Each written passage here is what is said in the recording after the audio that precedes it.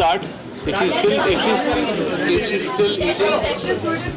आजा श्रेया, come. चलो आगे चलो आगे। आप क्या कहना चाहते हैं? क्या कहना चाह रहे हैं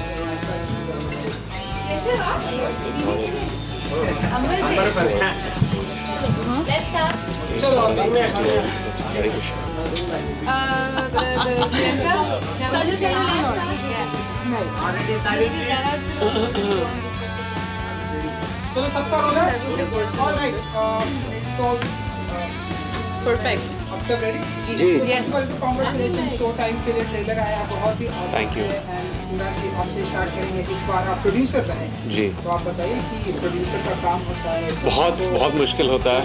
मेरे जो पहले प्रोड्यूसर थे उन्होंने मुझसे कहा था कि ये जो कुर्सी पे बैठता हूँ ये एक इलेक्ट्रिक चेयर है, क्योंकि यहाँ पे जो डिसीजंस लेने पड़ते हैं। और मेरा मानना है, जैसे उन्होंने कहा कि फिल्म मेकिंग सिर्फ शॉट लगाना, स्क्रिप्ट लिखना और स्टार्ट साउंड एक्शन कट नहीं होता है। आई थिंक बहुत सारी दूसरी चीज़ें होती हैं, फिल्म के फाइनेंशियल एस्पेक्ट्स को देखना, डिज़ास्टर मैनेजमेंट जो हर दिन होता है फिल्म सेट पर, और सबसे बड़ी बात ये होती है कि स्टार के ईगोज़ किस तरह मैनेज किए जाए। तो ये सारी चीज़ों को एक तरह से प्रोड्यूसर ओवरसी करता है, और फिर ऑफकोर्स फिल्म का सेल, मार्केटिंग और वो सारी चीज़ें। तो ये जब मुझे स्क्रिप्ट मिली और मुझे उन्होंने कहा कि मुझे प्रोड्यूसर का कैरेक्टर प्ले करना है रघु खन्ना का, तो मैं बहुत खुश हो गया, क्योंकि मेरा एक्सपीरियंस रहा है इतने सालों से। मैंने इतने सारे रिलेशनशिप्स मेरे प्रोड्यूसर के साथ अच्छे ही रहे हैं, कुछ इतने अच्छे नहीं रहे, लेकिन उन आई थिंक एक्सपीरियंसेस को इस शो में लेकर आना और फिर से जीना। But on the other side of the friends as a producer ये मुझे बहुत इंटरेस्टिंग लगा। और रघु एक बहुत ही क्विंटेसेंशियल मास फिल्म प्रोड्यूसर है। एक तरह से मेरी फिल्मोग्राफी से ये थोड़ा मिलता जुलता भी है, क्योंकि मैं अपने 15-16 सालों तक मैंने सिर्फ मास फिल्में की हैं। So that was interesting of seeing the world of films और सिनेमा की दुनिया through the eyes and through the studio system और प्रोड्यूसर की चेयर के पॉइंट ऑफ व्यू से। तो ये बड़ा इंटरेस्टिंग लगा मुझे।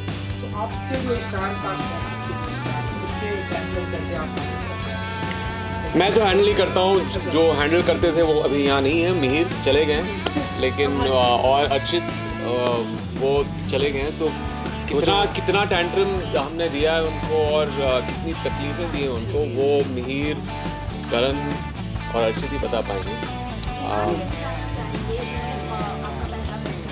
नहीं, पहला नहीं है, मेरा दूसरा है। मैंने बार्ड ऑफ ब्लड भी किया था।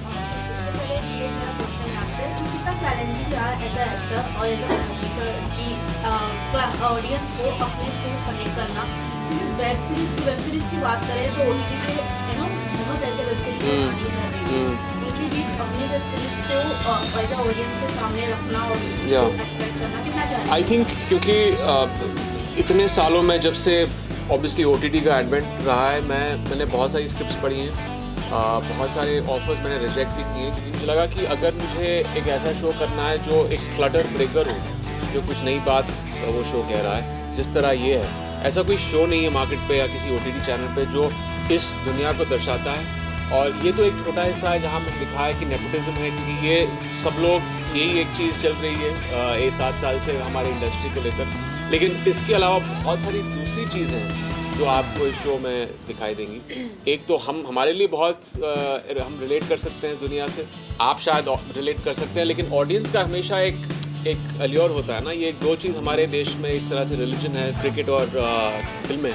लेकिन इंडस्ट्री किस तरह चलती है, इसके तौर तरीके, यहाँ के लोग कैसे होते हैं, इस शो में वो दर्शाते हैं। तो आई थिंक ओटीटी में वही इंटरेस्टिंग है।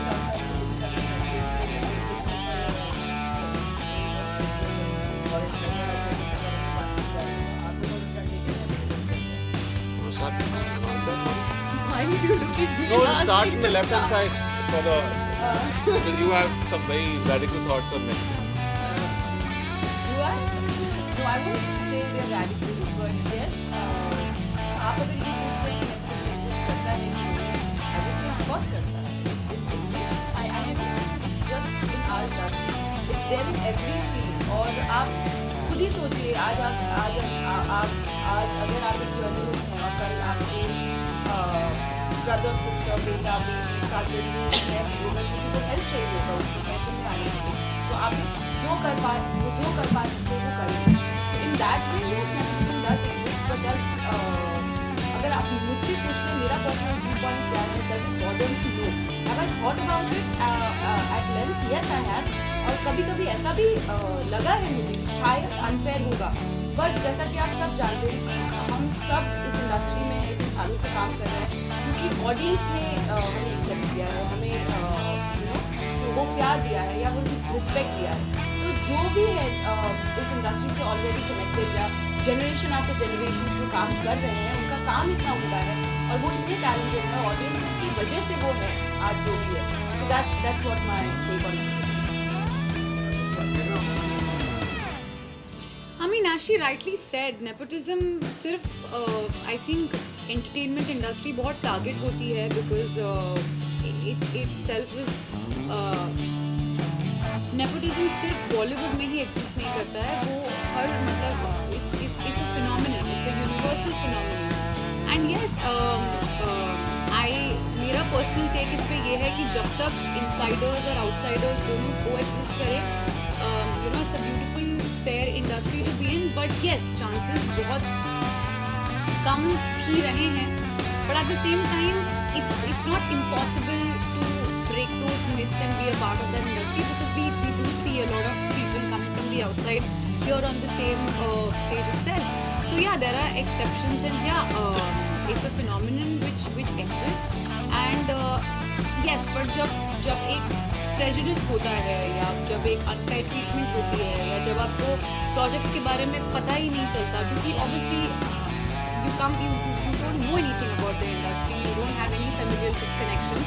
So yes, when somebody comes from a privileged background and when obviously their parents have worked hard, so it's not fair to always कि हम उनको टारगेट करते रहे, but yeah, I feel there should be more screen tests या फिर जो बाहर से आते हैं उनको और मौके डेफिनेटली मिलने चाहिए और मिल रहे हैं.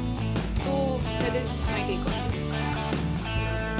राजीव क्या कहें, मतलब इस पर इतनी चर्चा हो रही है, मुझे ऐसा लगता है कि अगर हम देखें तो 4 नेपोटिज्म के अगर कोई प्रोडक्ट्स हैं तो 5 आउटसाइडर्स भी हैं, 5 बाहर के भी हैं. तो ये कहना कि नेपोटिज्म एग्जिस्ट करती है और उसी की वजह से बहुत बड़ा मुद्दा बन गया बहुत ही गलत है. मुझे लगता है ये ह्यूमन नेचर है.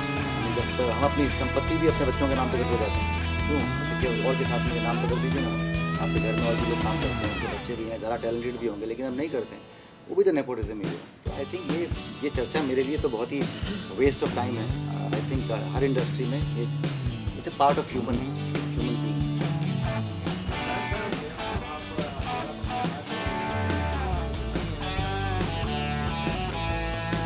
मेरे इतने सीन्स श्रेया के साथ नहीं है अनफॉर्चुनेटली, लेकिन ये फिर से एक तरह से रियूनियन ही है क्योंकि आवारापन बनी थी 2006 में. अनफॉर्चुनेटली किसी वजह से फिर से काम करने का मौका नहीं मिला, बट वो एक ऐसी फिल्म है जो इतनी यादगार है ऑडियंस के लिए. परफॉर्मेंसेस, जिस तरह फिल्म बनाई गई थी, म्यूज़िक एंड या better late than never. I am always happy to share the screen with her क्योंकि बहुत ही टैलेंटेड है. जिस तरह उन्होंने भी अपना कैरेक्टर इस शो में प्ले किया, she is very integral part of the show. बहुत ही न्यूएंस्ड अच्छी तरह से उन्होंने अपने इसमें काम किया कैरेक्टर में एंड या मैनी मोर.